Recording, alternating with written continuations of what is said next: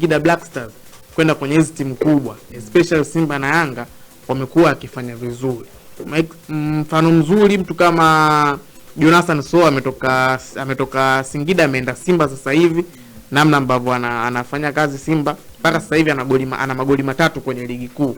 Lakini ukimtazama mtu kama Duke Abuya ambaye ametoka huko Singida, kazi ambayo anaifanya pale Young Africans ni kazi kubwa sana.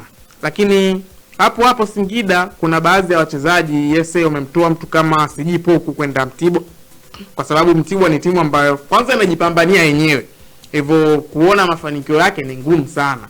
Ila ukienda kwenye timu kama Simba, Yanga na Azam kidogo unaweza kuona mafanikio ya wachezaji. Nafikiri ni miongoni mwa vilabu ambavyo vinaleta quality kali sana hapa nchini Tanzania.